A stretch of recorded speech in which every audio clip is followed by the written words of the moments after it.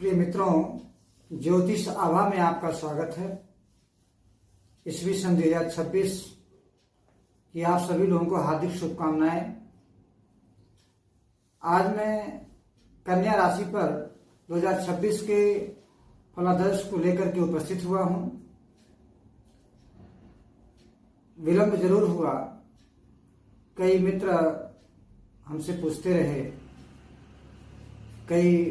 कई लोग हमारे क्लाइंट भी पूछते रहे कि गुरुजी आखिर कन्या राशि सिंह राशि तक आप बनाए हैं, उसके आगे कब तक बनाएंगे।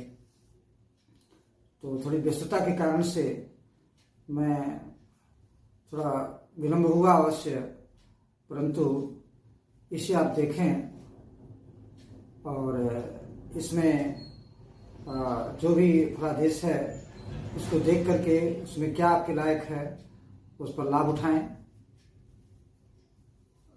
प्रिय दर्शकों, कन्या लग्न में ही यह वर्ष 2026 प्रारंभ हुआ है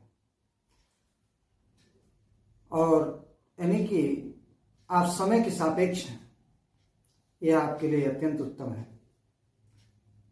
और दूसरी उत्तम बात यह है कि आपकी राशि का स्वामी बुध वह केंद्र में चतुर्थ भाव में हैं और उन पर बृहस्पति की दृष्टि पड़ रही है।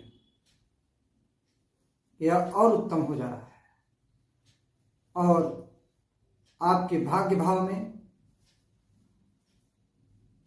चंद्रमा उच्च का होकर के बैठा हुआ है। यह भी श्रेष्ठ है, अर्थात इस वर्ष आपका मन तीर्थाटन करने पर लगा रहेगा। दूर दूर की यात्राएं करेंगे, तीर्थ स्थानों की, ज्योतिर्लिंगों का दर्शन करेंगे, गंगा स्नान करेंगे। और दूसरी बात यह है, कन्या राशि की सबसे खूबी यह है कि अपने ही राशि यानी कन्या में ही बुध हो, राशि स्वामी हो, तो ये उच्च के भी होते हैं और मेन राशि में जब ये हो जाते हैं तो नीच के हो जाते हैं। और यदि बुध राहु से, शनि से किसी पापक प्रभाव में हो, एफ्लिक्टेड हो, तो ये त्वचाजन्य बीमारियां उत्पन्न कर देते हैं, नसों में दिक्कतें आ जाती हैं। यदि इसके साथ जन्मकुंडली में द्वितीय भाव भी यदि पीड़ित हो तो वाणी दोष हो जाता है, हकलापन की स्थिति आने लगती है। तो